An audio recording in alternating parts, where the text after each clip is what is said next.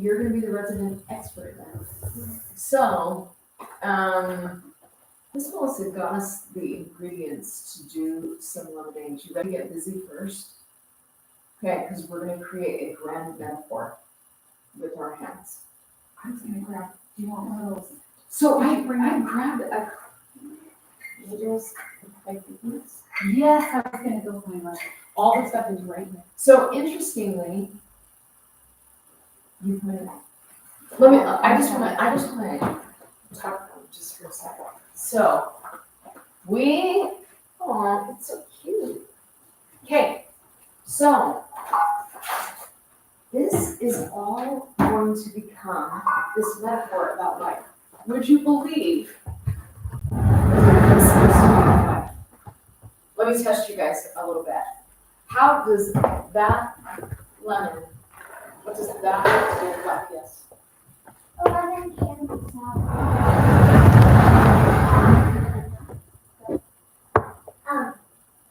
If you add sugar, it can become sweet. I mean, there's some brilliance going on right here. This is why I knew that you can extra scriptures. So, when you start thinking, because this is so fascinating, and when we're making this, I want you just to get the experience because they smell so great and there's so many good things, but this alone tastes like what? It is like pucker up your face, okay? It is harder to take, yes, and it can burn you. Now, how about this all by itself? It would, sugar is sweet, it's like, you being kind to other people, like, can make you feel yourself. Ew, love. What if your life is just this? I mean, it's kind of yummy boring, but it's kind of boring, right? So now the element, and we're just gonna pretend it's in here, but the third element of lemonade is what? Yes. So what about water? Yeah, well, why water though? Why not just the lemon juice and the sugar? Well, so just the lemon juice, you would have to use like the water, lemons, and it would be sour. Even with the sugar? Yeah, But wait. Guys, they have sour. Ooh. So it kind of dilutes that. You know what I did, because I was the science mom in the third grade. So we did all sorts of science projects. And would you believe that making lemonade is a science project? So what happens in this mixture? We are going to be making some chemical reaction here. So what combines with what and what doesn't? Do you know this? I didn't know this until I looked it up on Google. Hey! Sorry. Oh, don't be sorry. Sorry to interrupt. Yeah, don't be sorry. Good to see you. And you. Haven's really sad that Charlie and Harper aren't here. What? Haven's really sad that Charlie and Harper aren't here. So just tell Cam. You hear that? I'll tell his parents to be a little better in life. Well. Okay, so would you believe there are chemicals in these lemons that will not combine with water or sugar. They maintain separate from. Isn't that interesting? But the water and the sugar will combine into a solution. So that combines while this stays separate. So load these things in your head. Now, there are things in life that I was going to hide these. If we were going to be getting the juice out of these without these, what might happen? What did you say? Seeds, and it's hard. It's much harder. So there are things in life that make things a little easier, even with the hard. So we're going to be talking about that stuff. Should we get busy with our lemonade so we can be chilling? Okay, let's go. All right, There's just so many things. Melissa's gonna help us with because there's also the correct ratios of these things. If you have too much of this, what do you have? Junk, right? What if you have too much water? No, water's gonna, what about, I was gonna say too much sugar. How about too little sugar? Too little sugar. All right. So it's 1, 1, 6. Let's go. Okay, and we have a cutting water right here. Okay. Do you want us over there? You can be wherever you want. Okay, who's on lemons, who's on sugar, who's on water? Lemon. You're on lemons? Okay, we're gonna have several doing lemon stuff. Okay. Didn't I have a cutting board down here? Sugar. There's that one.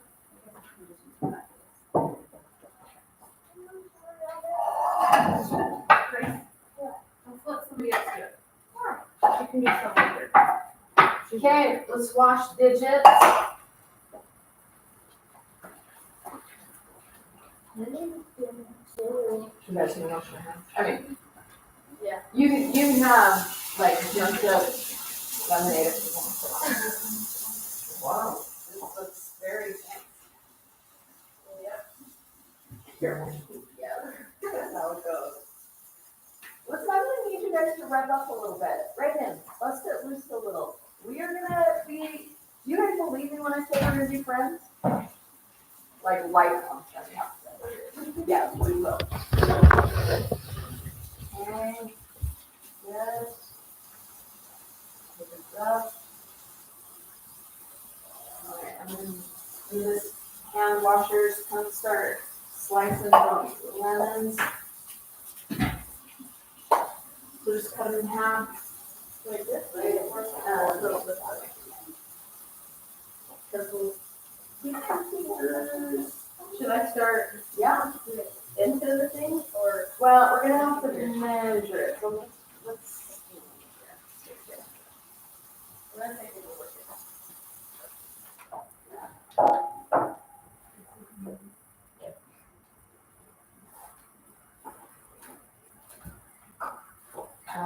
Do I have to speak nice safety with you guys?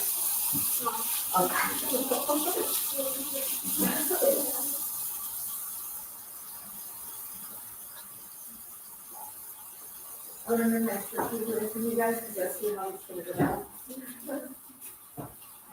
Alright.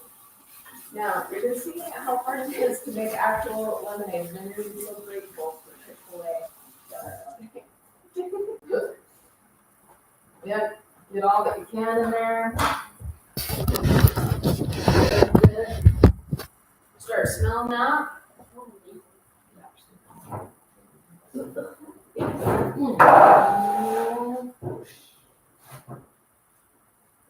Okay, next.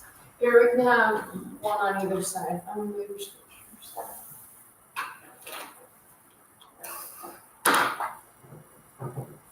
Good.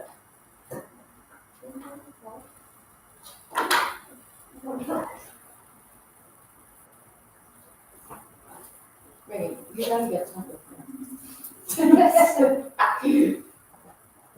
Pretend like you're mad at your brother. Twist it on them. I'll do it. Now sometimes seed in actual lemonade, like real lemonade, is not so bad. Because then you know. Sometimes at Chick-fil-A, you get seed. When I get a seed, I'm like, this is real. That's the only reason why I like skin in mashed potatoes, because then I know they're real. You know that it's not some fake thing. Okay, are you guys letting your minds go a little bit with the metaphor? You guys may not know this about me, but Who's next? I also, we're gonna talk while I'm going through that. So I also am a social worker. So I'm a licensed clinical social worker, so I do therapy with people. So I'm also doing like an intelligence assessment while we're down there. was totally cool. So we stopped. Yeah, so it's like, I got something like that. Yeah. But seriously, metaphors, you guys figuring out elements in metaphors, figuring out what these things could mean is really important. These guys are gonna get about a tablespoon of lemonade at the end. Well, I got from, like you said, we have a backup. Oh, good. All they're doing, except for you might not squeeze it down. Yeah. You tell it. And then you should wash your hands.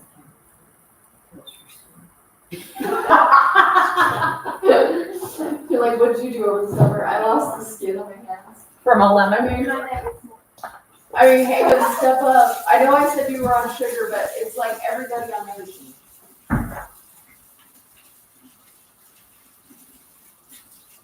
Oh, yeah. Really get in there and twist it up.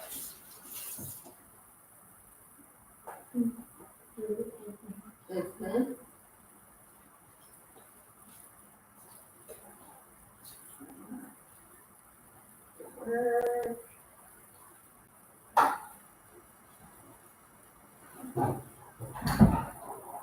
Honestly, it looks like you guys are going to be here in a couple of weeks, so you might want to just do that before you wash your hands. What? You might want to do two. Get that little center right in the center of the thing and then just twist.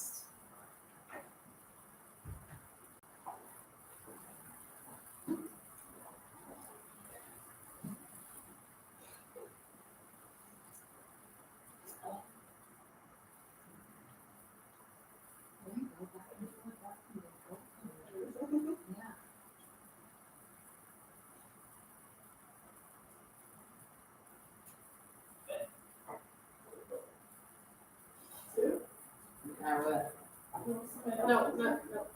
Yes. So she can. Oh, go ahead. Okay.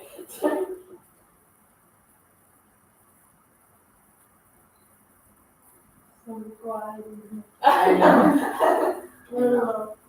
What's a reverend thing making lemonade? Did you do yours? She's like, yes. I was a master. I showed him the way.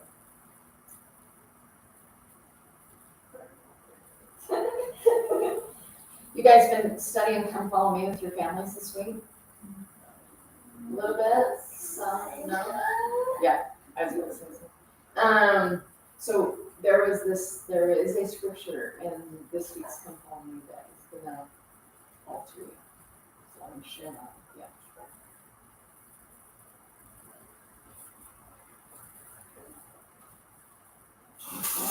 Definitely, we'll be trying.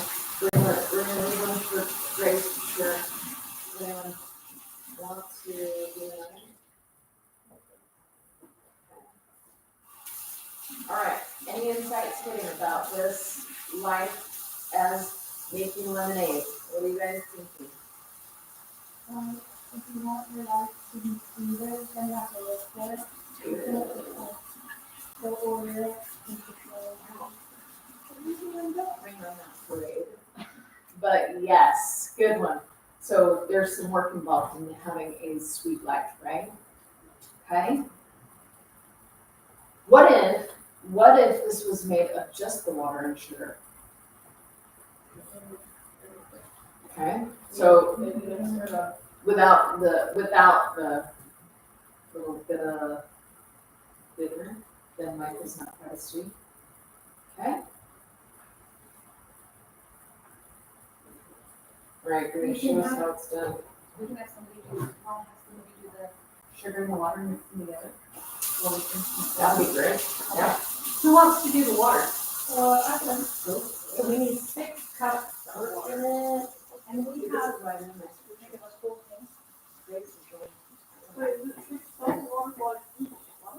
For 1 cup of lemon juice. oh, So, Grace, did you know you're That's gonna watch the meeting? this water. Because I think it's refrigerated.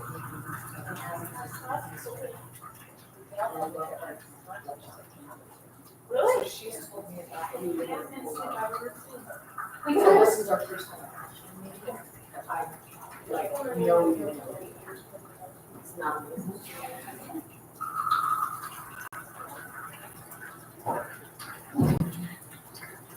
Wow. Got water going in over there. Get down this seat.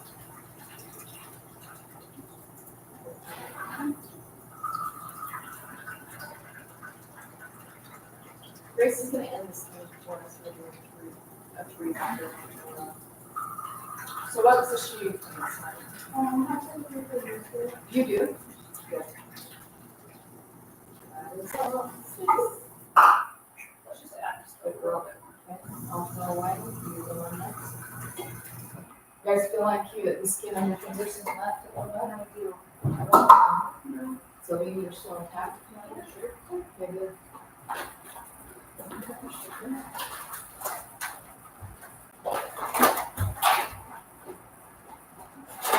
Okay, Grace.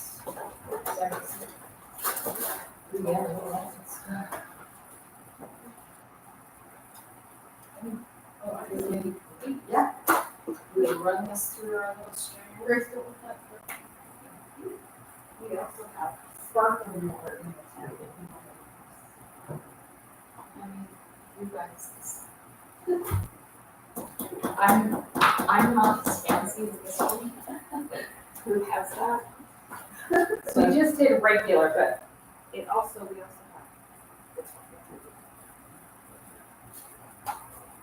This is what happens when you marry someone else. Yep. He's fancy. Oh, look at that. Little mixture going down. Okay, and then one, I think it will be. I think it's a good. I do too. So let's just see what we have. If I spill this all over, I don't even know if I do.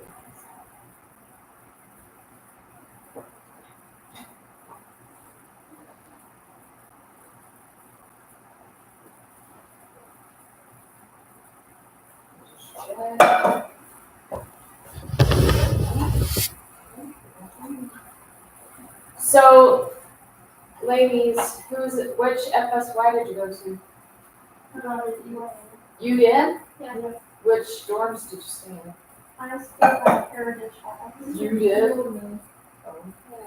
I had to walk like ages everywhere. Hate it. Is this a discussion? Yeah. But it was good, huh? Yeah. What was your favorite part?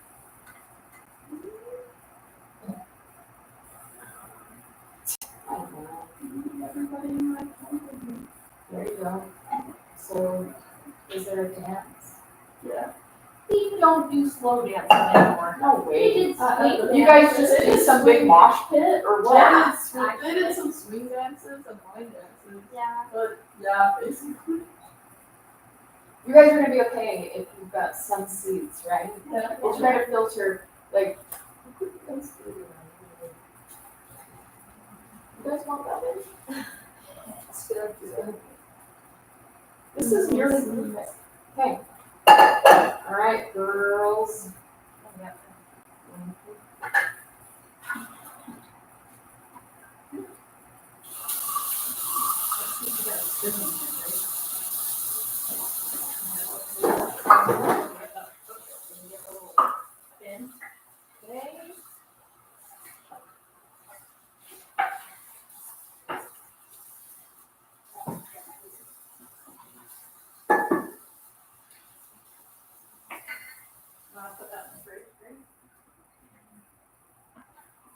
Okay, all right, so the setup is in place, okay? So we've got a little. Now, let's talk for just a second then about the great kind of happiness. Can you guys tell me what you know about the great kind of happiness?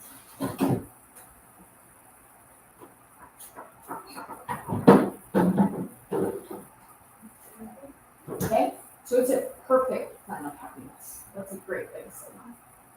What else? Like everything. I mean, All this stuff. you just throw out some descriptors about it. Everything, like, I know like all the steps. and stuff. Yeah, so Yeah. you know, like premortal Yeah. and the veil and all of the stuff that Yeah. happens here, and then the 3 degrees. Okay, good. So you guys all, it's not unfamiliar to you to hear about the great kind of happiness then. So tell me this, have you also heard about the great kind of misery? Because that's Satan's time, right? And we rarely talk about it, but we're going to today. Because Satan's plan of misery is designed to do what? If the great plan of happiness is designed to bring happy. And Satan is in deep hate of us, and his plan is designed to do what? It's misery, right? It is mad. And this might be scary for you to understand, but Satan, oh, go ahead.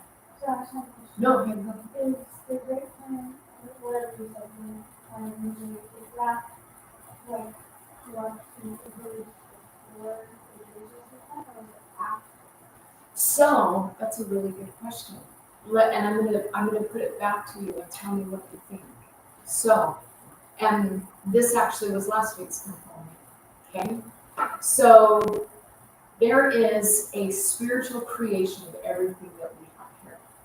And Jesus Christ was like the general contractor, like Mitch. And he took God's plan and he made that spiritual creation. So then it got to, that's called the first estate. So we're all in the first estate. We may have even been helping. I like to think I was on like, it was like cruise sunset or like cruise sunrise or something. Like I was helping with those things. I didn't have for you. Were you? I mean, I don't believe that even a second, but I would be grateful to be the water girl too. Once that spiritual creation was finished, then God says, we will need a savior. We are going to now move the spiritual creation into a temporal creation or an actual creation. And what happened then? Satan came up. Okay, that was second. What happened first? What did Jesus say? He said, send me for you. Yeah, he's like, here am I. Send me. Without question. And he knew, because we were all there listening to this, we knew that what it meant to have a savior was that there would be a blood sacrifice.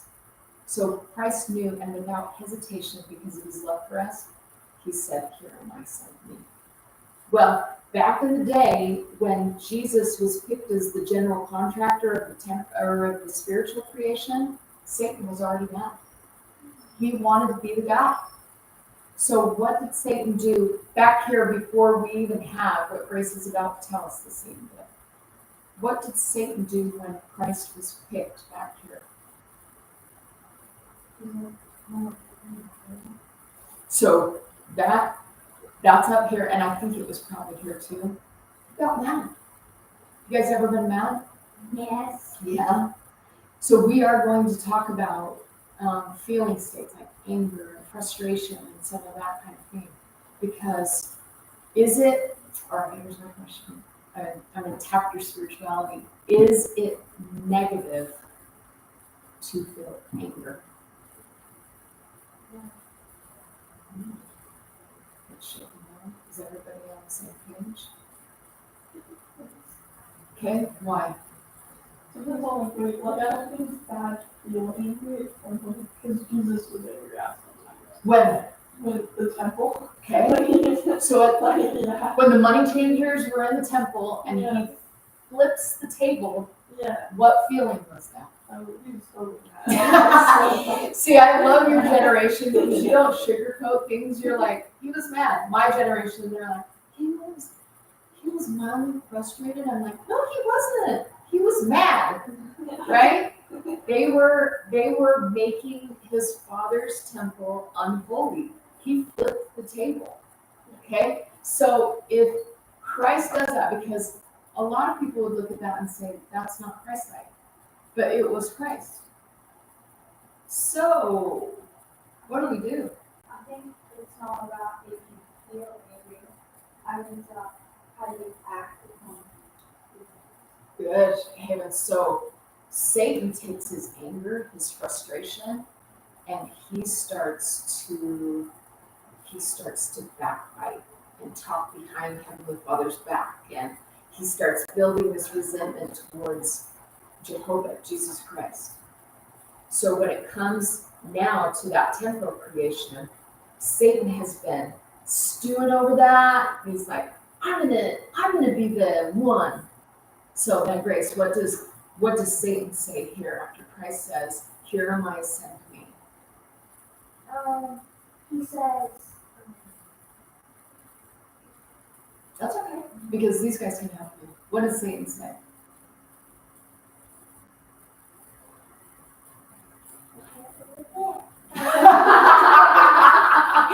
And from the mouth of babes. Okay, so Satan rises up in pride and he says, "Send me." And I've got a twist on the plan, so I get the glory. That's Satan. So what was his twist on the plan?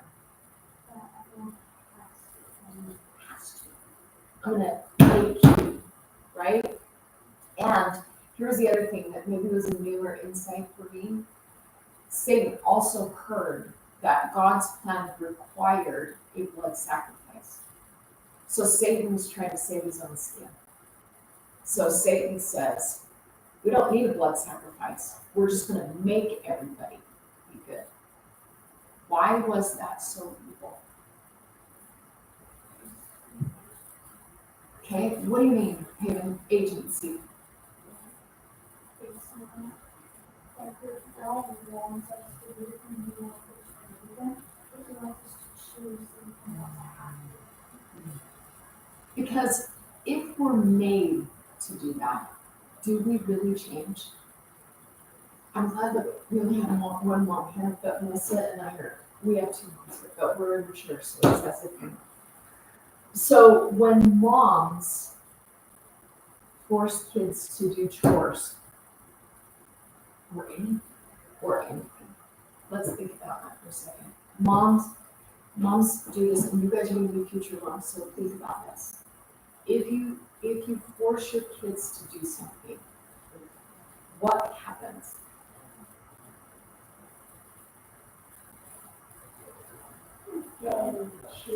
They don't want to. Yeah.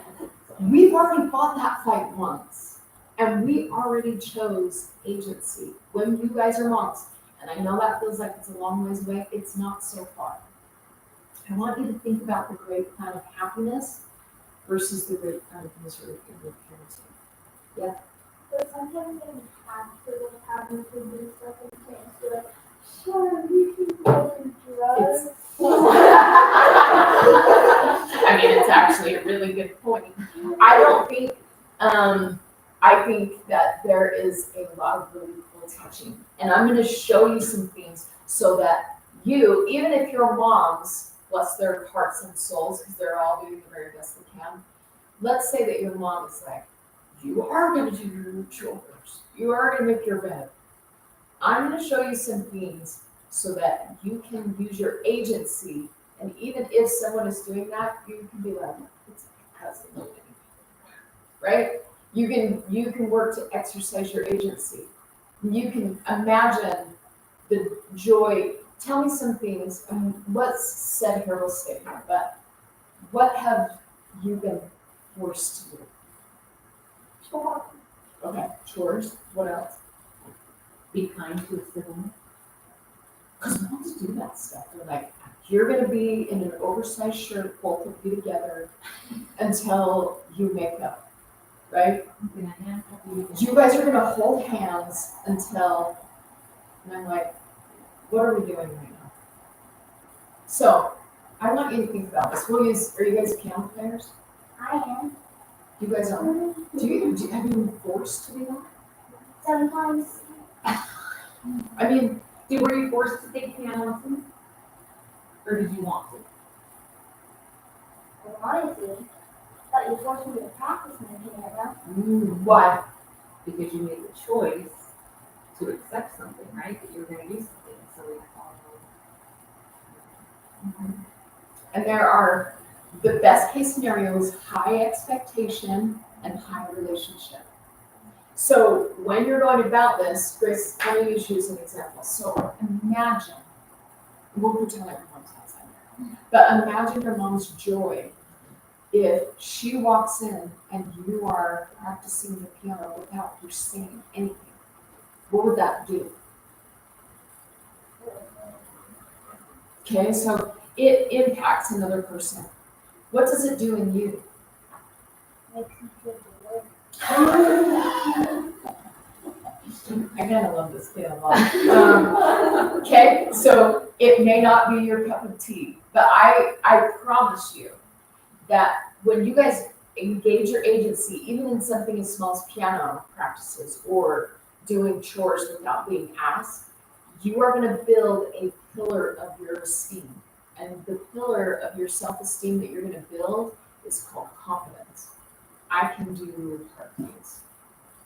Okay? Does that have a tea have honey in it? I mean, it's yours, so do you want it? Yeah. Well, yeah. Katie has a perfect example of this, like with her pig last year. Tell her what you told me the other day about after the fact. Oh, I was glad that I put in the work. Even though I hated it. Every morning she woke up, she had a hard time, but she put in the work, and then afterwards she was grateful that she did it. That's kind of a cool experience, right? So you have a living example, and I suspect all of you do. We all have examples of this because whether we remember or not, because of that veil that Kate was talking about when she said she could lay out that whole kind of happiness. What is the veil, Kate? It's like the thing that we have to forget. And why is that? Why think about how much easier this would be if we didn't forget it? That's the thing. It's not. So we have to. Why? Because,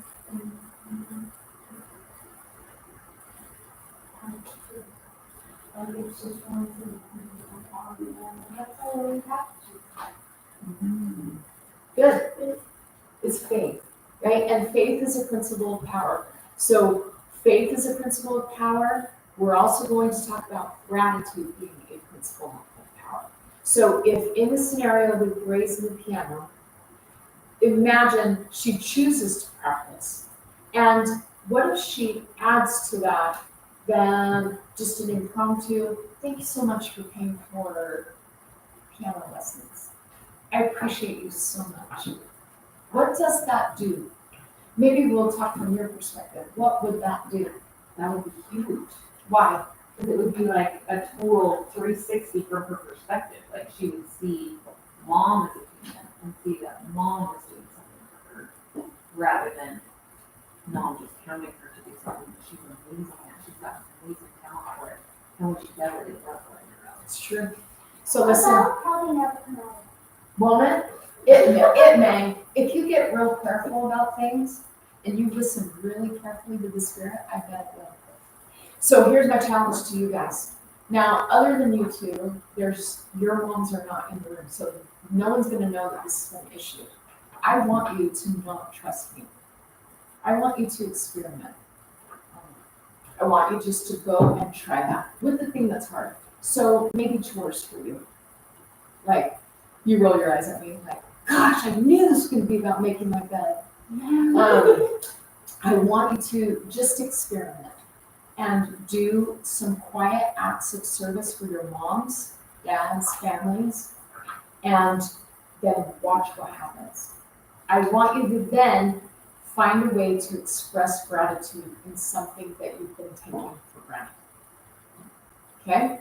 And then journal, talk to yourself, write in your journals about what that experience was for you. I don't know what But that's good. It's good. All right, let's talk a little bit. I wanted to share, I actually don't want to share because these are scary to me. But I want you to think about something. I'm going to share some depression rates because teenage girls are plagued with depression and anxiety. This is a small group, and I don't want you to feel like you have to disclose things. So we're just going to talk generally about statistics, okay? So the depression rates among U.S. teens, they increased by 59% in 1 year. Now, this year was 2017. So what in the world literally happened in 2017 that would spike depression rates like that in teens? I was 1 years old. Don't put it on you, my girl. No. I know. And it was specific. So phones had been in play, but 2017 was the development of what kind of phone? I took one. The smart. Yeah. So isn't it interesting? We call them, thank you, Satan, smartphones. And what has it done? Like, you guys get honest with me. Because again, moms and dads, one mom's nervous, she's gonna My dad is here too. He can say what? They honestly do. Do you know that we are actually seeing brains atrophy with these phones? Shrink. It should scare you a little. Like, I'm so grateful. I don't see any phones on this table. Oh, I mean, Well, we have one more person. yeah, no, it's good. So, I want to ask you something. If you're being dead honest, how much time do teens spend on phones? How many hours in a day? Yeah, let's go general. Let's go general. All my friends, Oh my gosh, I'm gonna kiss your parents. So these, Reagan doesn't, but Reagan doesn't have a phone either, but these girls go to community school where the parents are very choosy about. Wouldn't you say?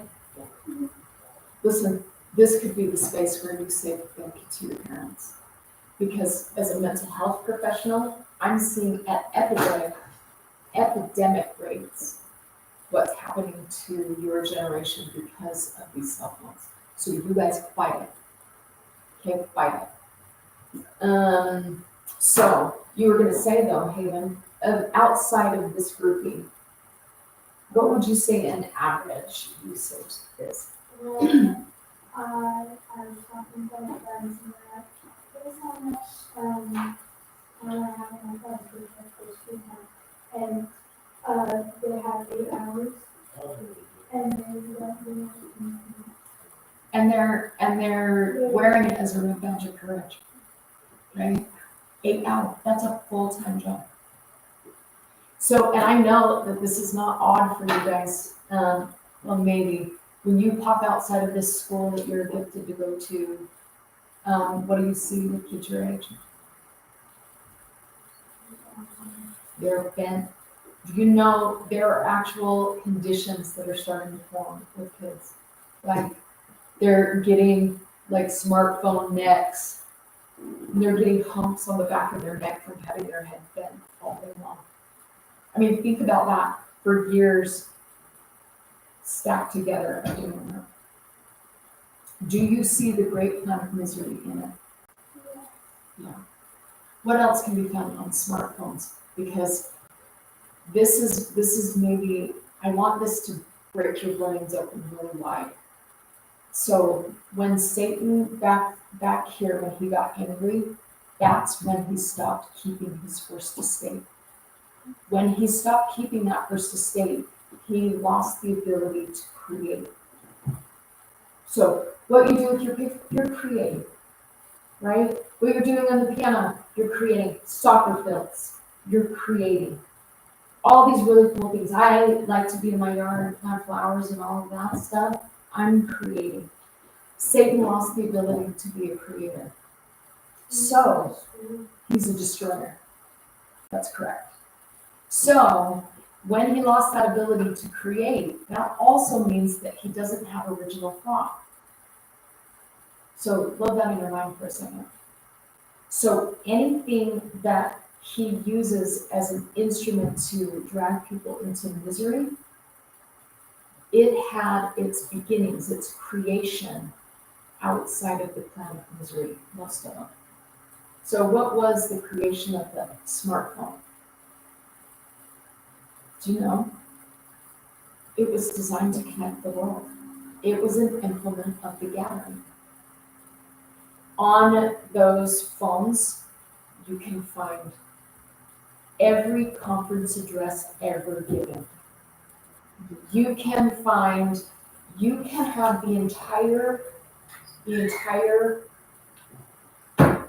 scriptures on it and every book you can ever think of writing. Isn't that amazing? So, welcome. What's your name? Hi, Amy. We're just talking about singing. Oh gosh, that's a poor leader. Sorry.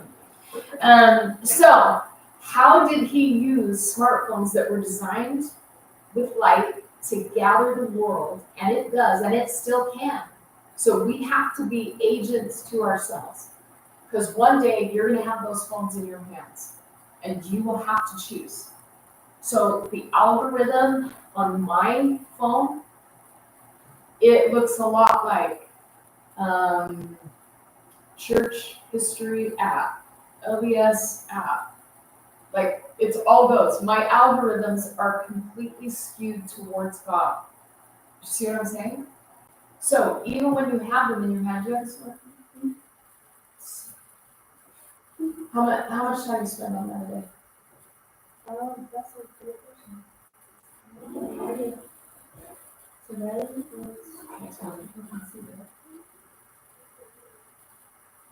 yeah, I spent 1 hour.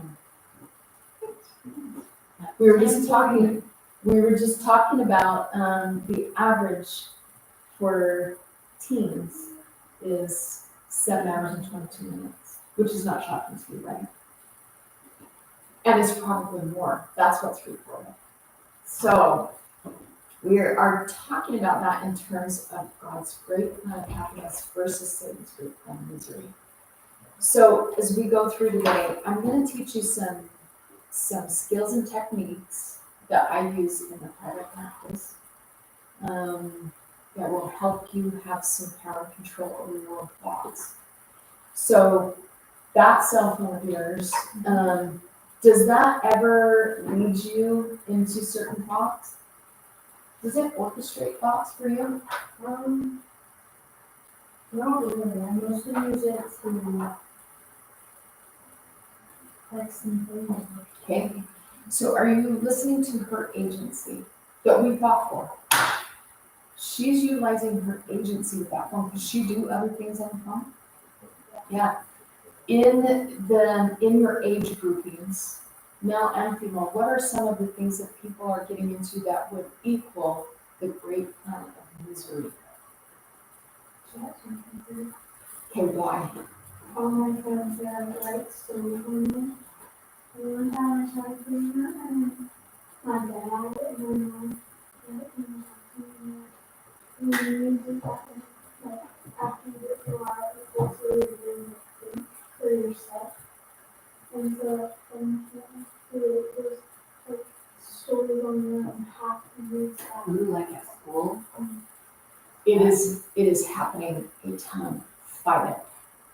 Because you're absolutely right. This is where we're seeing atrophy, where the brain's pulling back because they're not being used. And so that's an area where you need to thank your parents, right? Chat GPT. I even know people using Chat GPT to write sacrament talks. Think about that for a second. Where is Satan in that part of the plan? That takes away your creation, which you just barely got. And creation is the highest form. Like that creation is when you feel the happiest, when you feel the most fulfilled. And if you take away your creation, the ability to create, He is giving us. Sorry, my mic is No, please. He's giving us in mini form a practice session of being a God and goddess. We are practicing creation. So what will Satan do to thwart that? Chat GPT. What else? Yeah. Don't even get me started on social media, but yes, and especially for girls, social media does what?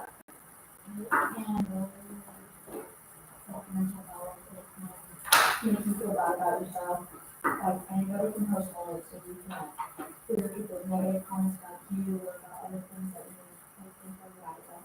I don't have to do it because I'm not allowed to. But I like for people like posting and like dropping out there, like don't do that, don't go to church, like you don't have to because you're still gonna get into heaven, like don't do that because you're gonna live, die, and all that happens. Heaven isn't really like heaven stuff. I mean, how would that not equal depression? I start thinking of the things that make my heart alive, my soul, my brain alive, and it's God, right? It is all of the things that He puts in my life that help me to be creative and to be giving and to be more like Him.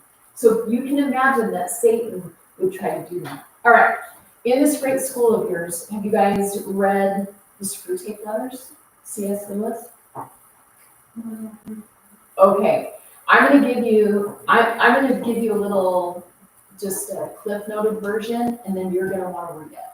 So C.S. Lewis writes this book, the Screw Tape Letters. Screw Tape Letters happens to be the gospel from the devil's perspective. So Screw Tape is a devil in training.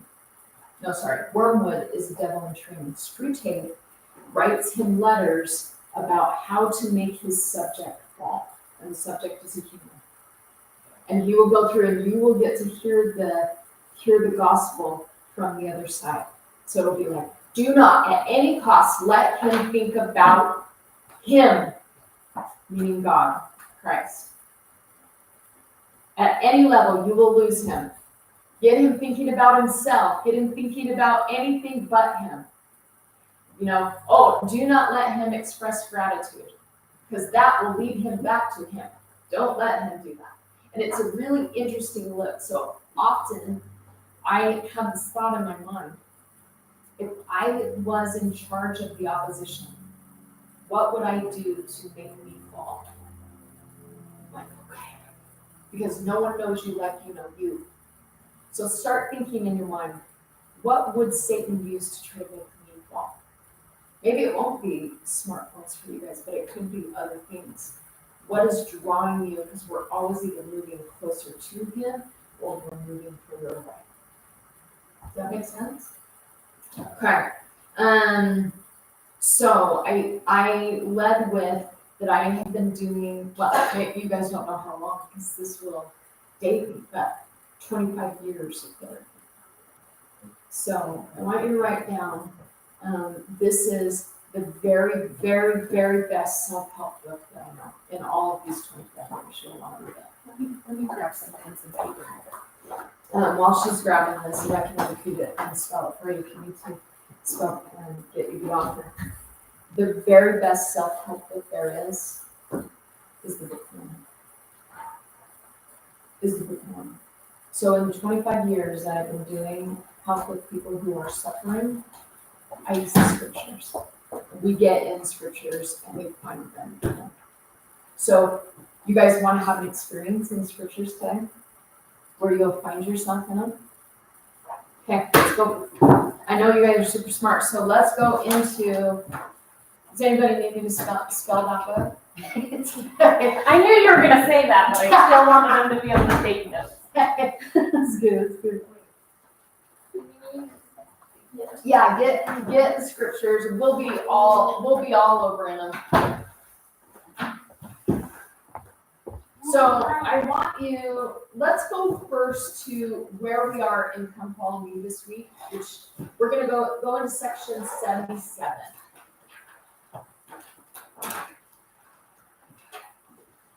DNC, yep. So Joseph Smith has a series of questions. They are doing the Joseph Smith translation of the Bible, and they get into the book of Revelation, and he has a whole bunch of questions, which are kind of cool.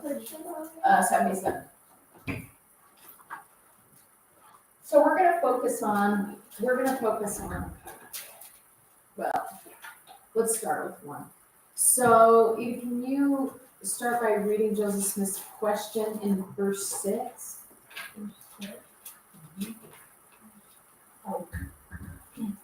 What are we to understand by the book which John saw, which was sealed on that was Okay, so that can be confusing, right? The book that he sees, and so how do you know, in your scriptures, where can you go to know what in the world he's talking about? Where can you find further down? Isn't there a revelation about 7 years? Yes. I don't know. So that's in Revelation. But if you look closely at that, what is above sealed? So what do you do with that? Okay, so you'll go down into the footnotes down here. So you will find the big 6.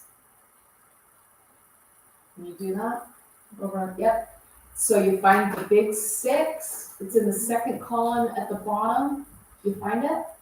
And then you look for A. What does A say?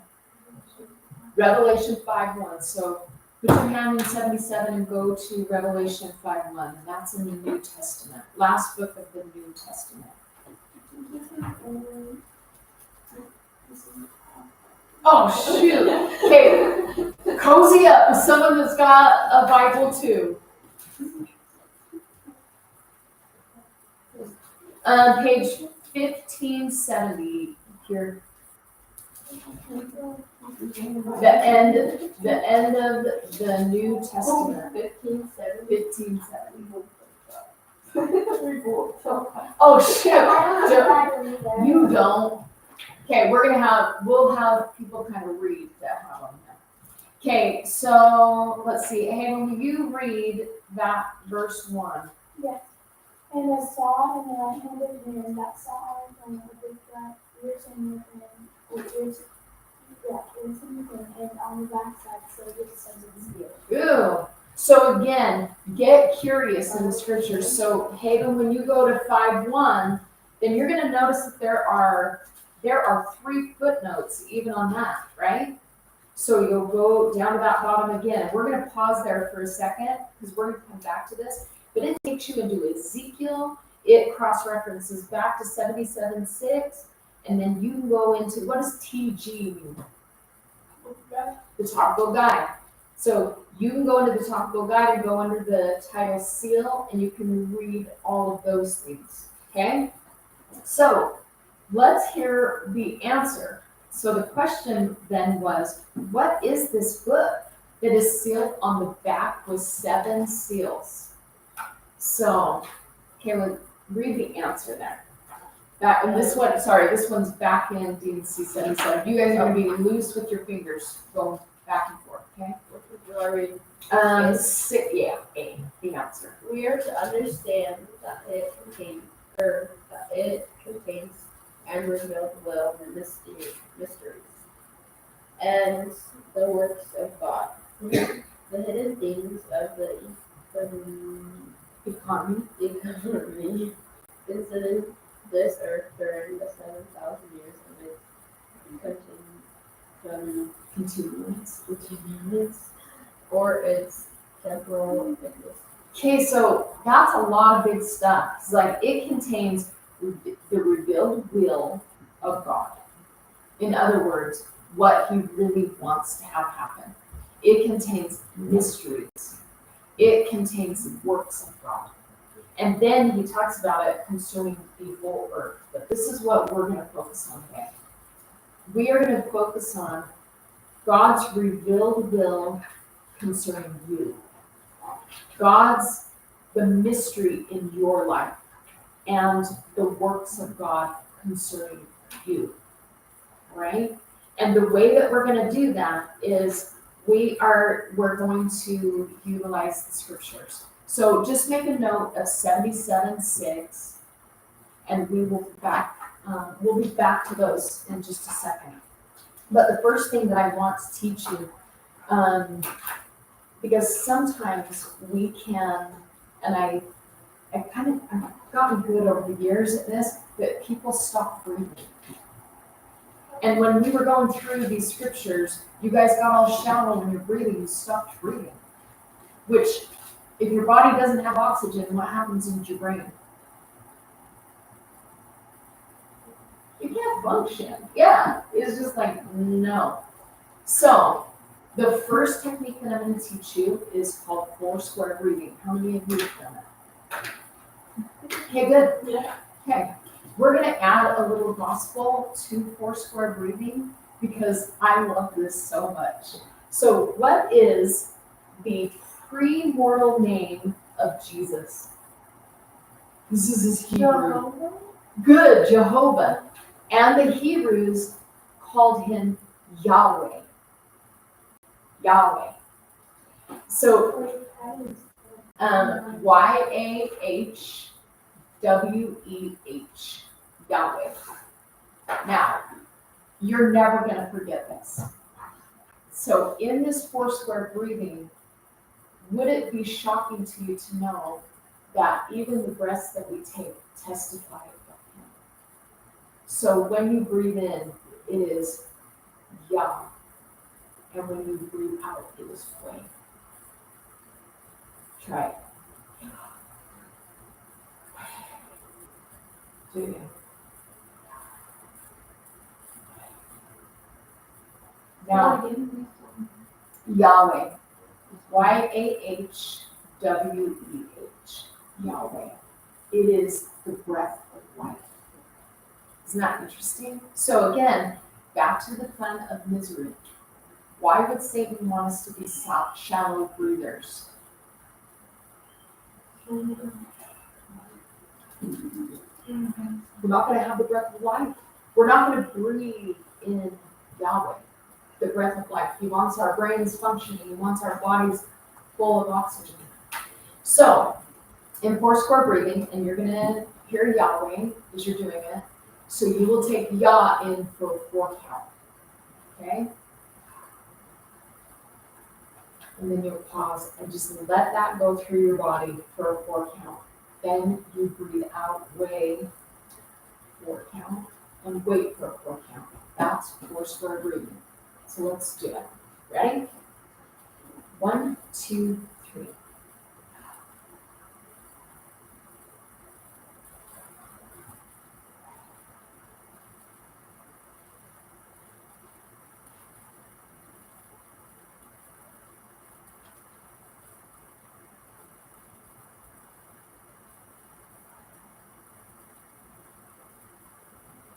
So you keep doing that. If you guys, this is on a secular side mixed all up with the gospel, because that's how I do therapy. Because Jesus Christ is the great counselor. Okay, it's not Becky Anderson. Jesus Christ is the great counselor. So, if you are feeling anxious, you guys ever felt anxious? Okay. Maybe it's for a big game, a big test, or something else. You can use 4 square breathing to bring you back to center. Okay? So, how often do you need to be doing that? You got to train your lungs to take that in and wait. Okay? And I like to think about when that air comes in, that it filters throughout the body. Right? I can feel it. And then when I blow that out, I'm blowing out junk. Just blow out junk. Okay? And so it's a cleansing thing. All right, so as we're reading these scriptures, I want you to be doing 4 square breathing, right? That's your first skill. All right, now we are going to go through a metaphor that heaven gave me when I was in the middle of lemons in my life. So I want you to turn to Mormon to the book of Ether.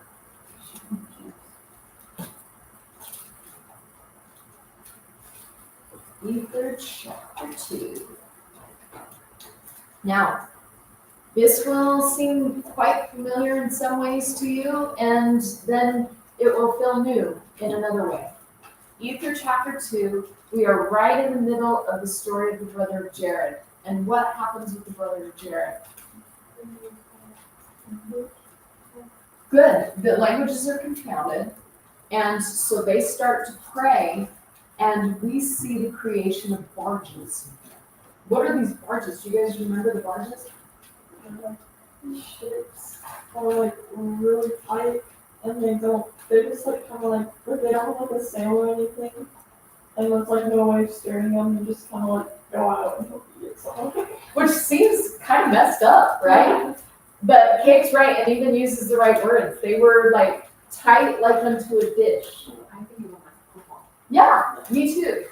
Okay, and the thing I love about these barges is the only steering mechanism is faith. Isn't that fascinating?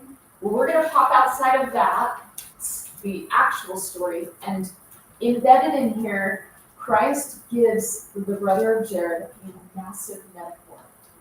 Now, this metaphor is going to be in 2 verses. And we're going to deep dive.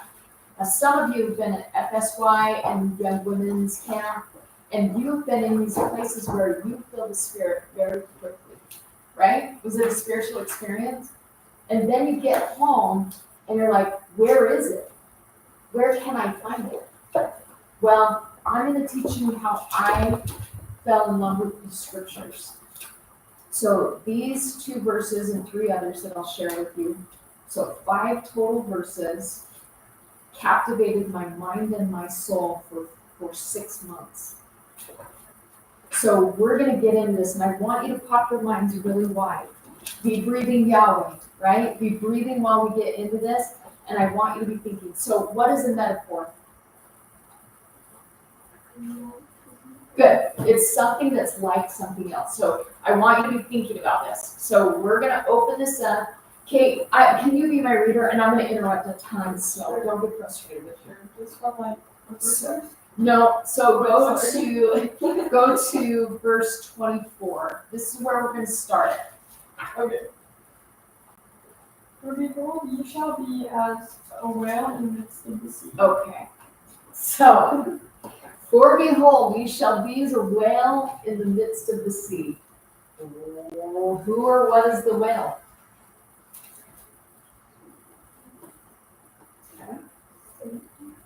Okay. Let me read it again. Listen carefully. Ye shall be as a whale in the midst of the sea. Say again. Okay. Now pop it even. Go even smaller with that. It's us. Okay. So we're going to set Brother Jared and those confounded people just to the side for a second. And we are going to liken this scripture to us. So, ye shall be as a whale. Why a whale? When I first bumped into this, I'm like, no, what about ye shall be as a lion in the midst of the forest? Why a whale? Well, we're getting strong. Good. Okay, good. What else about these whales? This was another come up for air. Okay, they are the largest known mammal. Like, they have to come up for air, which will be really significant in just a second. What? What's a whale? I mean, this is the creator of all things in heaven and earth. And it's just a metaphor, so it could have been anything. You shall be as big and soft. Right? Like, Please no. yeah. Like, oh, well, something is, like, so, yeah.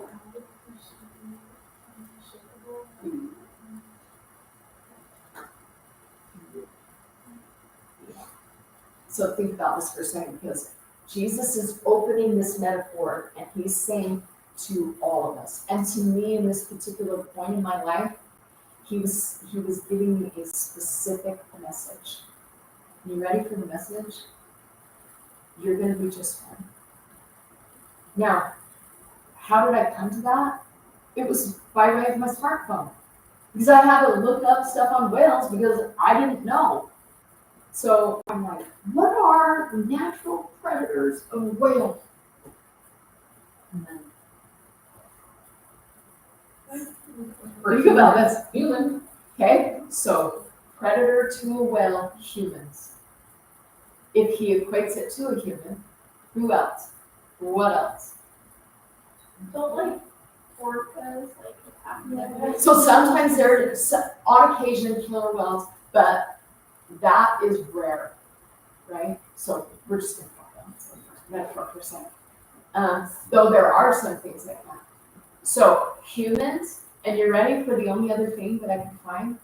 I mean, aside from the occasional orca, the whale itself, i.e. beached whales. They would get into the shallow and they would beach themselves and actually lose their life. So what is Christ saying as he opens this metaphor? Ye shall be as a whale in the midst of the sea.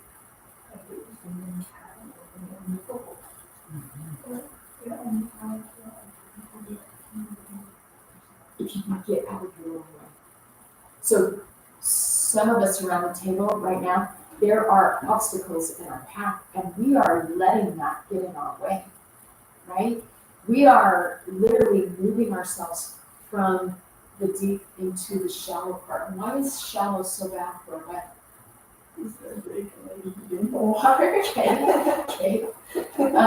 Why is the shallow so bad for God's kids?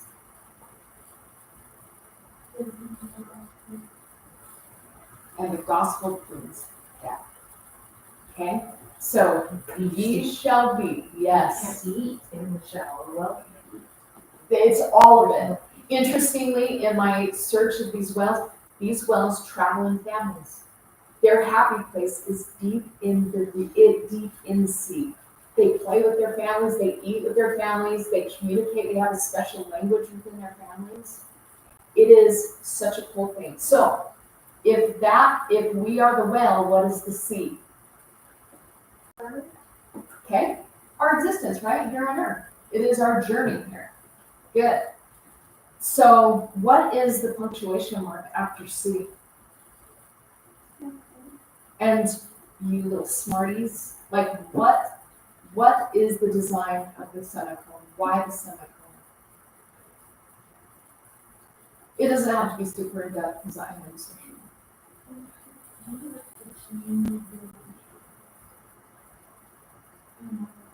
Honestly, in education, we stopped teaching kids about punctuation about the time that I was going through. So I learned, so I'm going to tell you guys.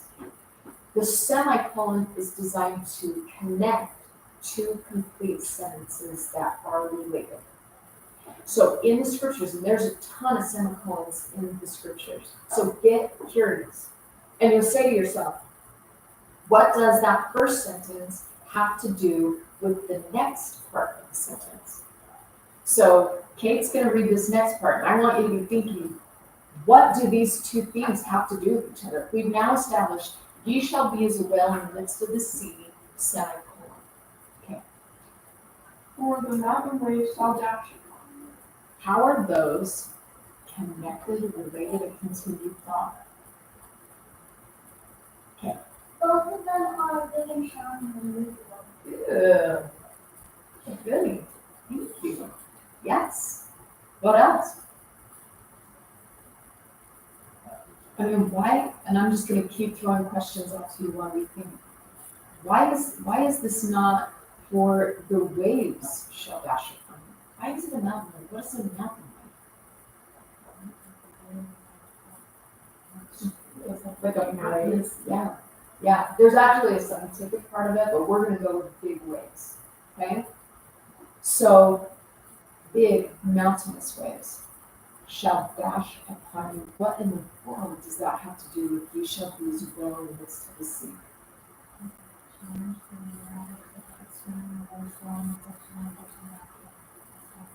Good.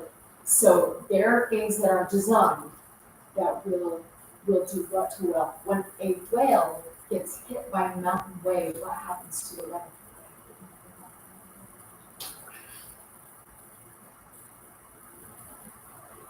And where's the whale's happy place? In the midst of the sea. So these mountain waves that on the surface feel a lot like what would we call them? What would be a synonym to mountain waves in this metaphor? Challenges, trials, adversity, right? So on the surface, those look or feel like junk, right? But what's the design of God? To bring us back to our happiness. And it seems like a crazy way to get there, right?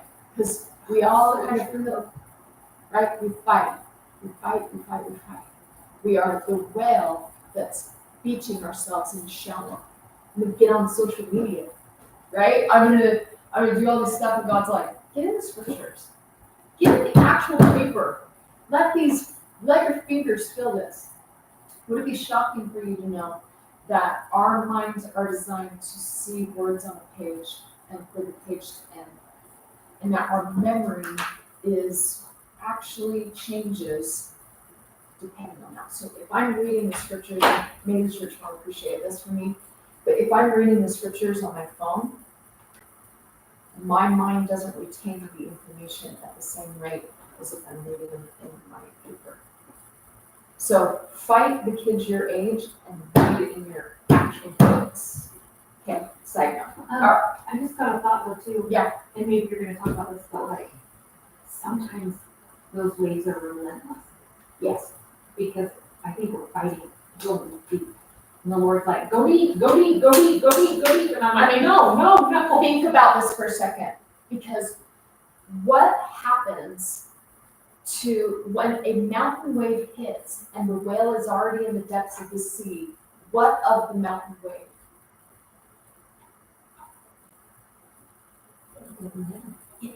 So this and load this but load this in your mind. So sometimes it seems confusing. You will see someone who is in a horrid situation and they will be peaceful. You're like, what is happening? Because looking from the outside in, you would be like, you should fall apart. Why are they not falling apart? They're in the depths of the sea that God created for them. So don't think it odd in your life when you are hit with something that gives you the opportunity to be deep in the sea because He loves you. Okay, Amy, you were going to say? I just think like it's crazy that like all of this is like in one, like 2 sentences. I know. Of one chapter. So then if you think about all of these and if you like decipher them further and you like go through them and like actually like think about it, because I'm not very good at reading my scriptures and I'm just always like, oh, it's just like so like hard to read and because it's just like put together. But if you like read through and there's so much stuff in there, and it's just like crazy. Thank you for saying that out loud. It's an intended purpose of me being with you today. Like, you should know that you will find Him in every word, in every punctuation mark. Like, if you guys want to replicate the experience that you're having at FSY and at Girls Camp, give it to yourself every day. And this is the second skill, okay? This comes out of the Children and Youth Program. You ready? It is, and I made it in some snappy little acronym so you can remember it. SIPS Daily. SIPS. SIPS Daily. So every single day you will pattern yourself and do something spiritually every single day. That's the first S. What's the I? Yes, something intellectually every single day. With the way that we are studying these scriptures, that can kill 2 birds with 1 stone. Okay? There is no greater intellectuality than getting with God in the scriptures. P, physical. Get yourself in a pattern when your bodies don't ache. Okay. Figure out how you can do something physically every single day. Get your heart rate up and take care of the temple that he gave you. Last S. Yes. This is the one that the teenagers are like, let's put that as the first S. Okay. Social. Now, that is a balanced look at the great plan of happiness. 6 daily. All right? Hayden, thank you. Okay, let's keep going. Do you see how this took me 6 months?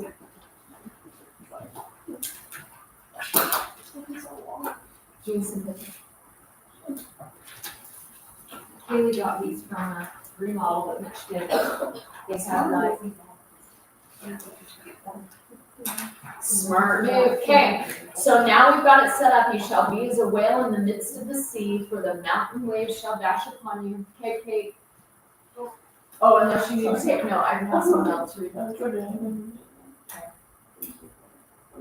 Nevertheless, I will bring you up again out of the depths of the sea. What?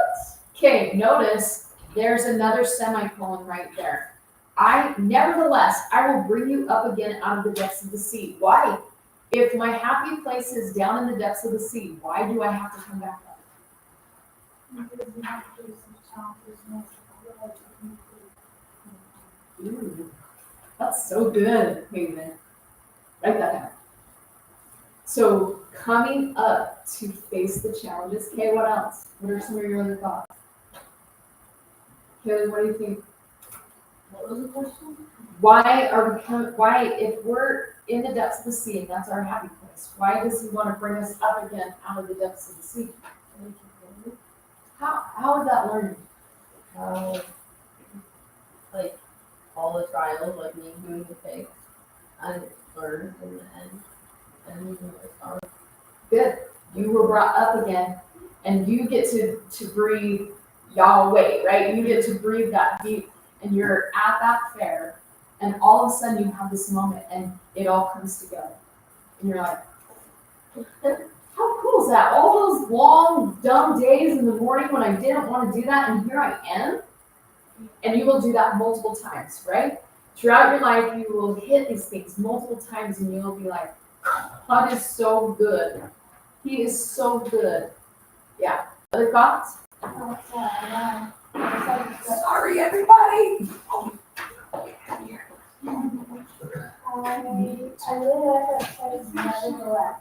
I don't know why. But it's just like a circle in the room that has nevertheless, and he like knows that you're like, and you have this know that you feel like there's a challenge that you need to do. I actually love this, and I'm going to teach you that just for a second. There may be a word that for others on the table, maybe that didn't hit them. But why does it hit for Haven? That's the spirit. Okay. And we're all different. So these packets of light, Elder Scott called these packets of light, these speak to our hearts. So Haven should write down the word nevertheless, and she should study it. She should find it in other scriptures. She should figure out and be prayerful about why that hit her so hard. Same with the rest of you if there are other things that are hit, right? Okay, I'm going to share just briefly. I was in the midst of my deep sea. And I was cleaning in my office, in my bookshelf, and I bumped into my journal from when I was in junior high. And I was like, oh, how cool is that? So I start thumbing through the pages of that journal, and I start being shocked and confused. Because I did not recognize the sad, like negative little girl in the pages. But I don't remember at all how I got to the place that I was in. So I was the whale that was being brought up again out of the depths of the sea for one purpose. And it was that I got to see where he had taken me. I had he had moved me and I had no idea. Isn't that interesting? Ye shall be as a whale in the midst of the sea. Okay, he's gonna bring us up again out of the depths of the sea. Semicolon. Here's another related sentence. These are connected and related. All right, Ray, will you read that after that semicolon? After, nevertheless, I will bring you up again out of the depths of the sea. For the winds have gone forth out of the north, and also the winds and the floods have also. So let your minds percolate around that a little bit, but why doesn't he just say, and the storms have gone forth out of my mouth? Why does he say winds, rains, floods? It could be wrong here, but the water, the water down. Is that clear? Okay, and the other challenges. I mean, these are good thoughts. Other thoughts? Try this on for a second. I mean, this is where my mind went, and it doesn't have to be the right answer. It can be different for you guys. But for me, it became degree of trial. So there are wind trials. Mess up your spiritual hair, and it's annoying, but you don't get off your path, right? Then the rain trials hit. And the rain trials, you get off the path you're on for a time and you get out of the rain for a time, right? What are the flood trials? What happens in a flood trial? It changes the entire landscape. It rips your house apart and you Yes. have to rebuild. Yes, there's no way for me to get back on a path because that path's no longer there. So the fascinating thing is, years before my flood trial hit, I'm on my honeymoon on the Oregon coast. Have you guys ever been on the Oregon coast? And we were standing up on one of those big old cliffs, and those huge mountain waves were coming in. And underneath our feet, I could feel that wave hitting on that space. And out beyond was it just looked like a tree was growing up out of the ocean. There was a strong part of that was up, and the tree was growing up in the middle of the ocean. It was the coolest thing. And I didn't know until all these years later that God was imprinting on my mind because he was going to teach me. So I had that experience, and when I studied, I read this, I realized that, because this was the question that the Spirit posed in my brain, so I'm going to give it to you. What was the cliff before it was a cliff?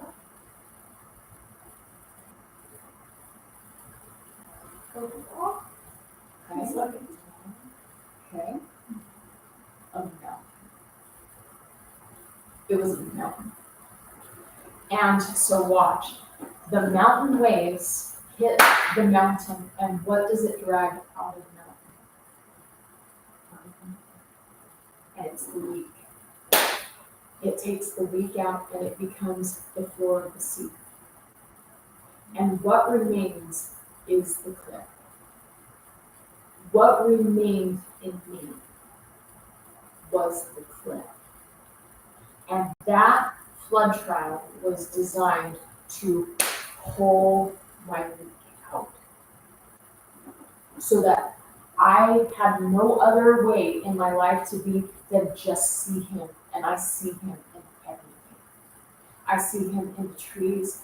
I see him in the mountains. I see him in your faces. I see him. And that is because of a flood trial. Now,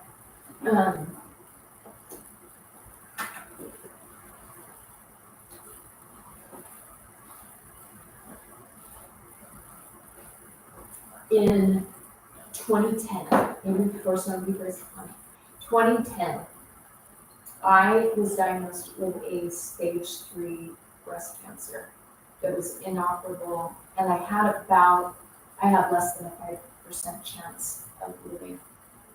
My Eli and Isaac were 2 and 4. Eli's now serving his mission in Manchester. This was my flood trial. When this all hit, the floor underneath me was obliterated.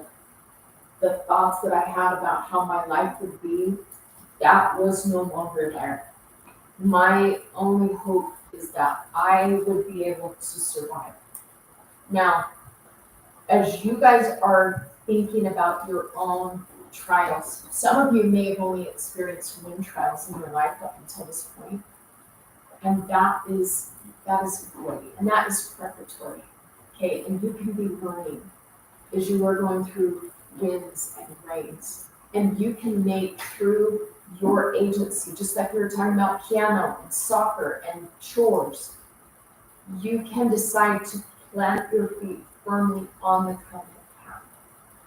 So when I was going to say when flood trials hit in your life because he loves you, then you will naturally gravitate to the covenant path. Okay? So let's keep reading. Watch what happens here. Oh yeah.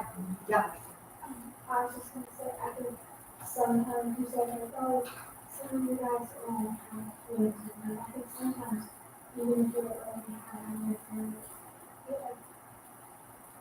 feels bigger than it is. So like maybe it isn't like a big child, but like it can feel it. It can feel it. And that's absolutely true. Like as a teenager, when I was reading in my journal, the flood trials for me is that I had a zit or something. I don't know.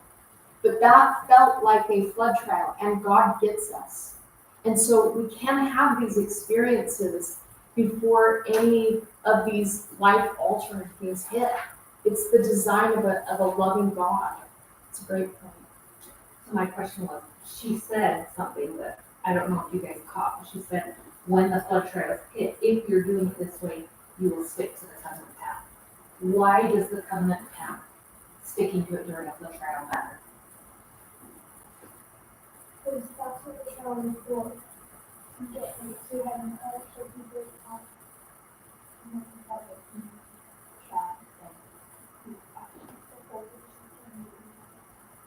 And what is the outcome for you, whether you choose the covenant path or you don't? Is there a difference?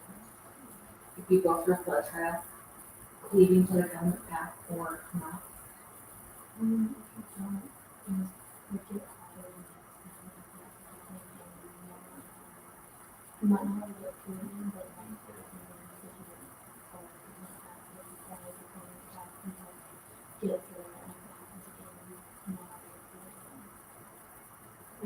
That's wisdom.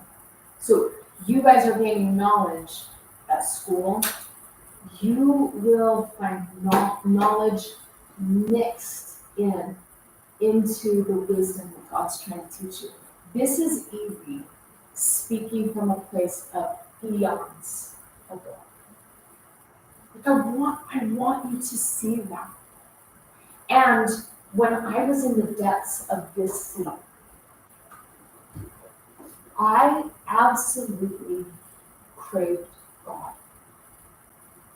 And I wanted him. In fact, there were relationships in my life when this all hit, I couldn't sustain them. I couldn't handle any darkness in my life. And I chased darkness from my life. I was a light gatherer. And it was about my absolute survival. As some of you may need to make some assessments that way. Be light gatherers.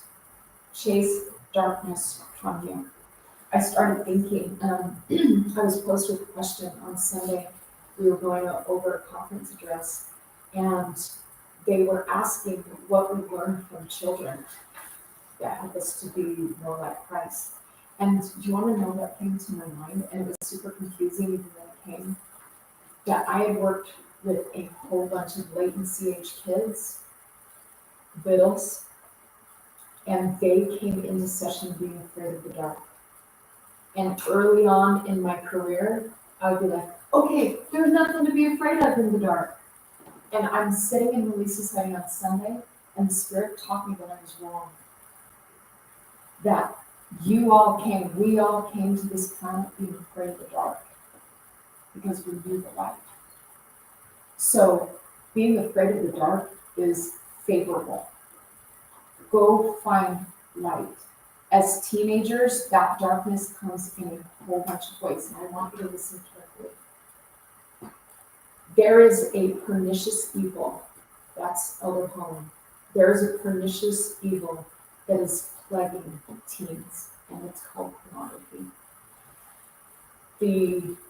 The rise in addicts to pornography is in your age group, and it is females. Chase it.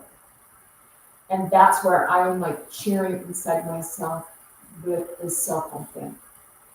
That you guys are figuring it out, right? Like that is in every home and in most bedrooms.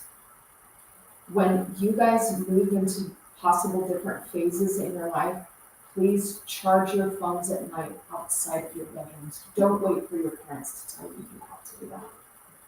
Get them out of your bedroom, out.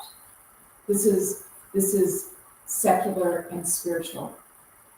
I have watched families be destroyed through pornography. And if Satan can get moms addicted to pornography, what will he have accomplished?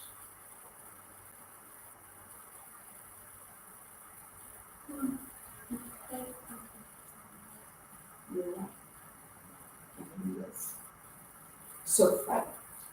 And if that's not one for you, you may bump into somebody that's their challenge. And you're going to teach them about getting out of the shallow end, because that's where they're getting hung up. Take them into the deep. Show them what we're learning in Scripture. Okay? I mean, we're looking at a couple of verses. Know this. These are replete with all of those kinds of insights. Like all through these, I start flipping and I am like giddy with what the Spirit's taught me over time. I grew up in a home who didn't read a ton of scriptures. I remember being 8 and getting my first triple combination, and my little 8-year-old self was like, I'm gonna read all of them. So I remember getting, and I was like, Genesis 1:1, you know? And my mom's like, that's gonna take you some time. I'm like, and I started back when I was 8, and I will tell you something. I love the scriptures, but it's because of the effort and because they saved my life when I thought I was losing it. So listen carefully, and I want you to think about where I might have been when God gave you these. These scriptures were brought to my mind when I was sitting in a chemo chair, when my breathing, I didn't know this, but my breathing was about to be shut down, and I was about to be crash carted in the chemotherapy room. And he brought this to my mind, so I want you to think about this for a second.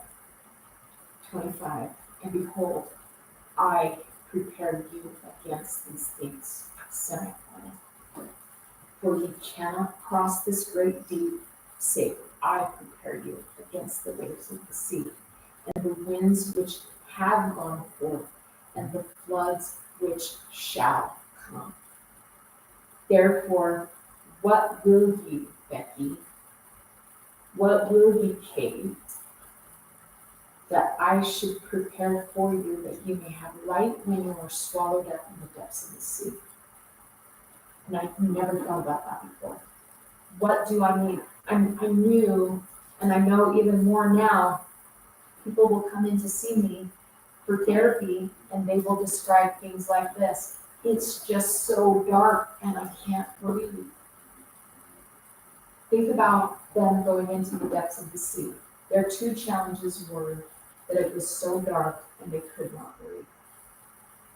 Now, the breathing part he takes care of immediately. How did he do that? in the margins. Now we're back to the original stuff, yeah. Top and bottom. I still don't know how it works, but I'm like, trying to figure it out. Everybody jump, we're going on the other side. Go. Yeah, so he takes care of the oxygen part. Like, he doesn't want them to be struggling that way. That's why that was the first thing that I taught you. Yahweh. It is him. The second one is he wants us to be thinkers. What will you that I should do? That ye shall have light when you are swallowed up in the depths of the sea. He wants you to think about what your stones are that need to be eliminated. Does this make sense?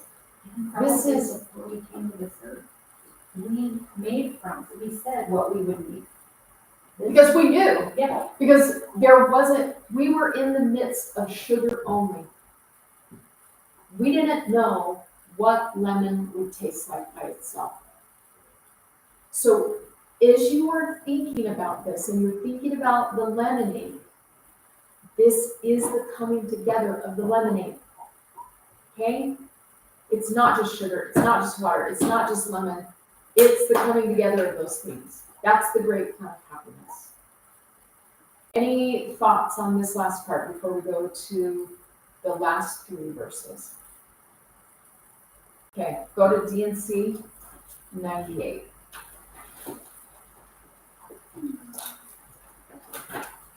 We're going to be going over a covenant relationship. These are the last 3 verses that I was given in that 6 months that I thought I was going home. Okay?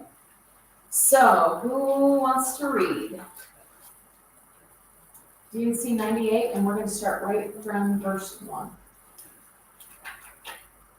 Okay. Verily I say unto you, my friend. Okay. See, I just can't. Here's the whole thing. Who's speaking here? Who's speaking in most of the Doctrine and Covenants? Jesus Christ. Okay? So, how cool is it that Jesus Christ says, verily I say unto you, my friends? Pretty cool. Okay. Fear not, let your hearts be comforted. Yea, rejoice evermore, and in everything give thanks. Okay, this should blow your mind a little bit, and I hope that your eyes paused for a second at the semicolon. Did it? I mean, good point, right? So here's the cool thing in verse 1. Verse 1 is 2 connected, and then the whole of verse 1 connects with the next. You see the depth of the thing, even in a punctuation mark? Okay, so this is the setup of the covenant relationship. This is your part. Because what's a covenant? It's a 2-way promise between us and who? God. Our part of that 2-way promise is that we are going to give thanks. Just in the good things? Really? What is it saying here? Everything, yeah. This is a comment about lemonade. This is a comment about lemonade, yeah. Lemons are sour, like fatness in it, and sugar is sweet, like the good parts in it. The water is your life.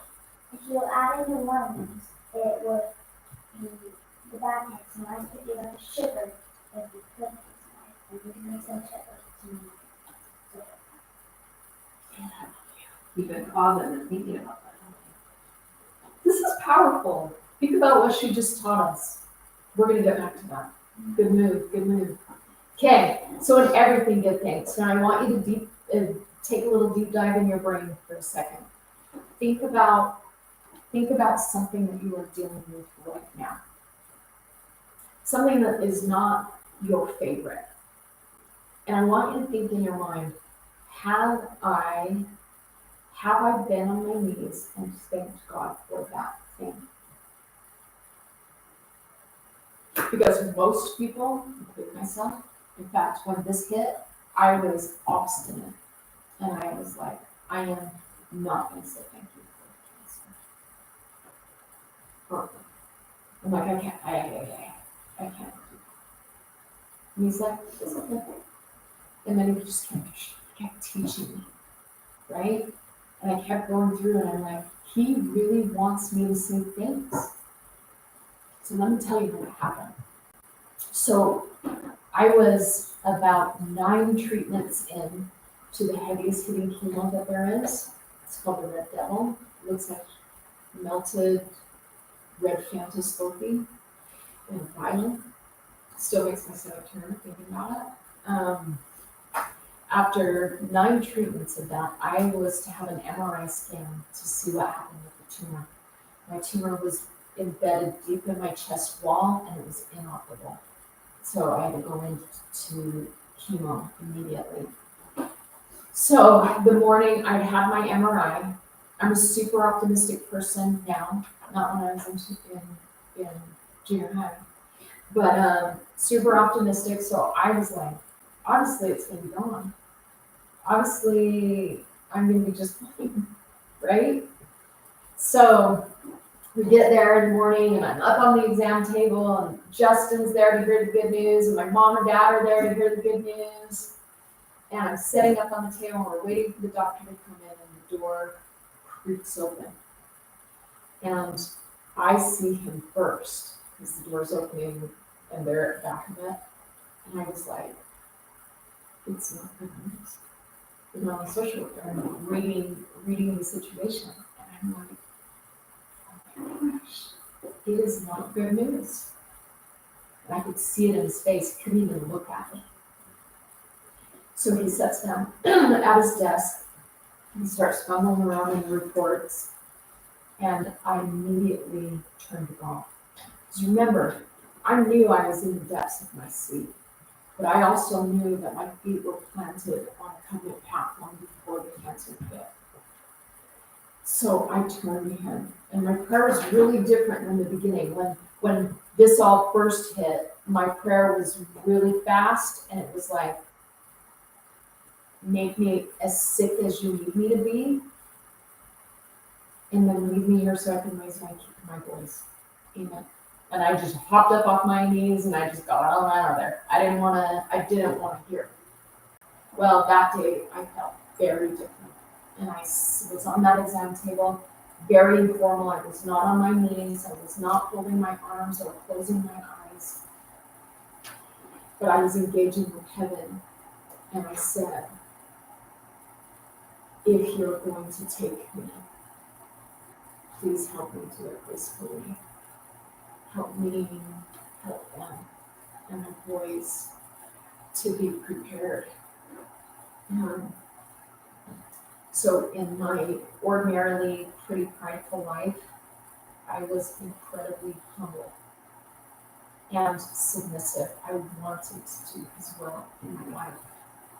So as this prayer is going on, I'm sort of hearing him talk and I'm hearing the doctor say to my family, after these 9 weeks of the heaviest hitting chemo that we have, the tumor is unchanged. It is still inoperable. And he was crying. And my husband says to him, well, what's the plan? And he's like, going through his papers again, and he goes, well, I think we stayed the course. Well, my husband was mad. I could tell. And he's like, stay the course of what's not working. But I felt the Spirit tell me that's exactly what needed to happen. So I quieted my husband and I said, that's exactly what needs to happen. I mean, I didn't know. At this point, he was preparing us for my exit. Like, get my affairs in order. And so when a wave of peace washed over my body on that exam table, you have to know how crazy that felt to me. But I had never felt that kind of peace. Paul in the New Testament describes it as a peace that passeth all understanding. All understanding. And I was there. Arguably the worst day of my life, and I'm feeling peace. How? out of that metaphor in ether, how am I feeling peace right then in that moment? If you Good. And I'm engaging my agency as he's helping me by not fighting the mountain wave. You're also allowing. It's my submission. It's that agency allowing Christ to be part. Correct. Which is the exact definition of being. Are you guys getting it? I mean, I'm talking in terms of cancer or whatever, and I hope with everything that I have that that's not your part of the trial and stuff, but you will have trial. Don't think it's crazy when trial hits. Look at it as an opportunity. Like, I look at it now, and I say to myself, God trusted me with it. What is he trusting you with, and what are you doing with it? So as we go on in 98, because I did eventually say thank you, right? I'm grateful for this journey with cancer, what it has done in me. I've never been so close to him. And in other ways, never been so far away. But I've never been so close. So listen. Who wants to read verse 2? Okay? Waiting patiently on the Lord, for your prayers have entered into the ears of the Lord. Thank you for pausing. 98% of all people do not pause, and they read it as Sabbath, but it's not Sabbath, is it? Look really closely at that word. I don't know the exact, this is mine, and it's going to sound whatever. I pronounce it Sabbath. Into the ears of the Lord of Sabaoth. And would it be so fascinating to you to realize that word, Sabaoth, it's called a transliteration. It is a Hebrew word translated into Greek and then talked about in English, but it's the same word. Like, there's no English word Sabaoth, right? That's a transliteration. It's in the Bible dictionary. So will you look it up? You guys stay in this part, and Melissa's going to look it up in the Bible dictionary. So while she's looking that up, I want you to think about why this is so powerful. Why is it powerful for these prayers of gratitude to go into his ears? Who's the Lord of Sabaoth? Jehovah. It's Jesus Christ. Okay? Why your prayers of gratitude for your heart? Why is it powerful that it's going into Christ's ears? And he paid the price for your heart. So the very things that are breaking your heart, he paid the price. Now listen to Melissa. Host. The Lord of the Sabaoth was a title of Jehovah. The hosts were the armies of Israel. Okay, so you're like, what?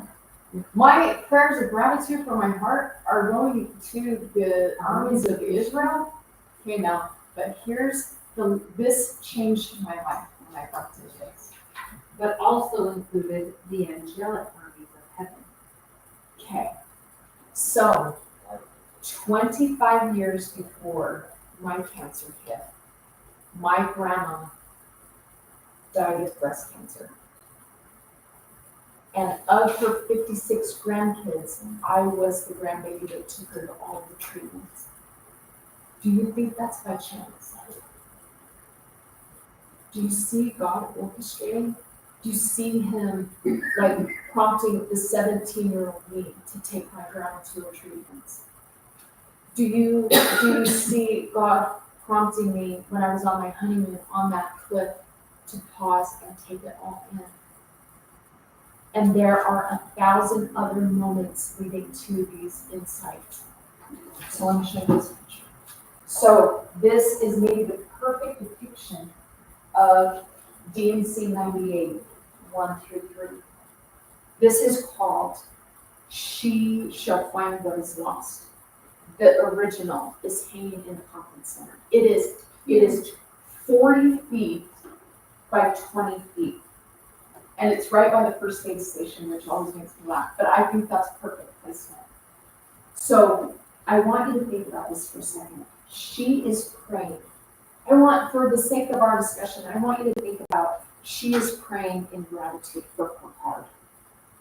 She has no idea that this is about her. These are her people. This is her angelic army. And because God is no respecter of persons, you have an angelic army that is right there waiting and patiently hoping that you will pray in gratitude. I got to feel my grandma 25 years later when I was in a radiation tube and all of the other humans ran out of the room. My arms were stretched out and I was hearing the clang of an MRI machine and radiation. And I felt my grandma in that tube.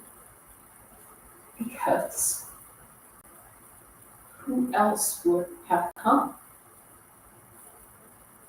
But because I prayed in gratitude, it unlocked that key unlocked that.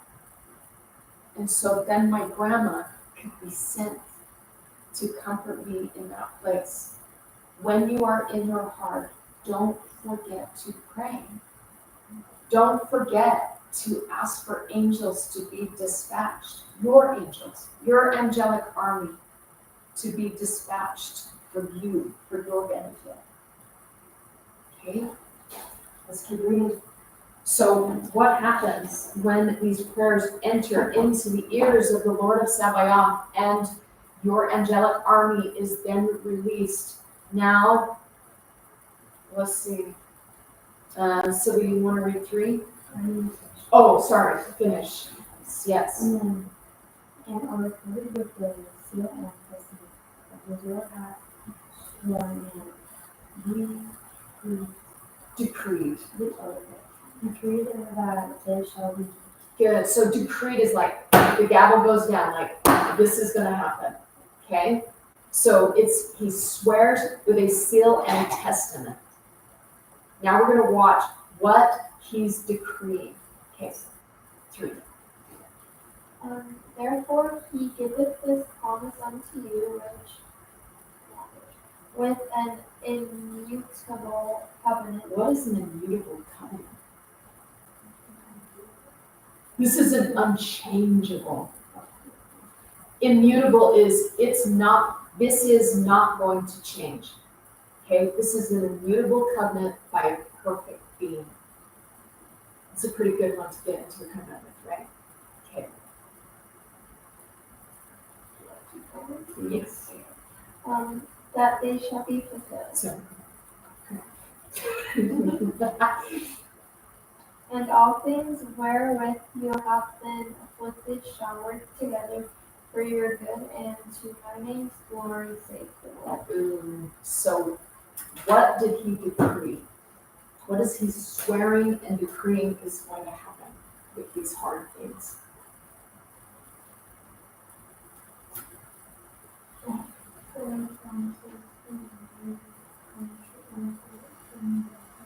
Good, good. And he says it will turn for your good and to my name's glory. So in Becky Anderson's space, I have that meeting in that office.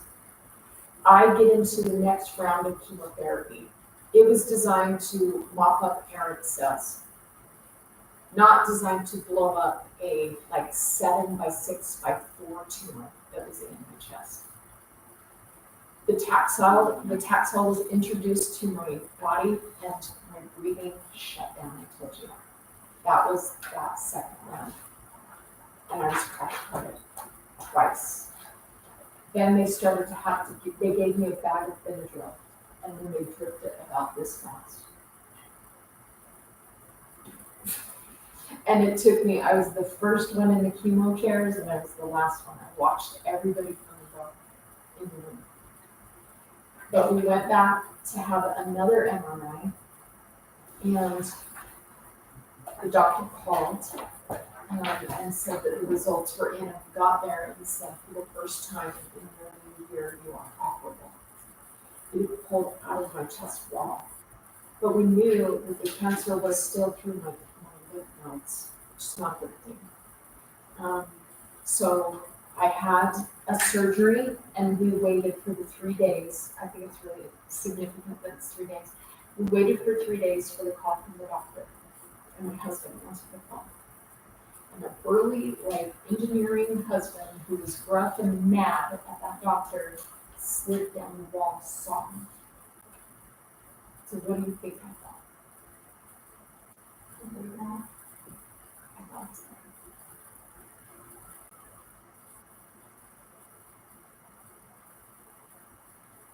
So I just put my head on his lap. And he just stared at the ground.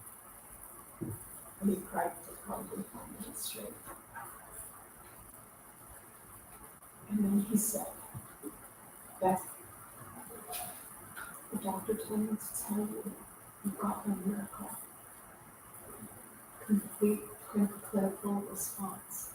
We couldn't find cancer anywhere. Now, my oncologist let me know right from the beginning he was not a believer in God. And I let him know that I'm a Jesus talker. And that I didn't need him to believe because I would have faith with both of us. That I was going for a miracle, which I didn't think was going to come from him or the chemo. And he would laugh at me like, okay. But this doctor knew that it was a miracle. He knew that I shouldn't be here. Right after she went to Mayo Clinic, I was on cancer tumor boards that they would talk about my case and hope that there was something that could be done for this mom with this 2 and 4-year-old. It was God. And God reclaimed me.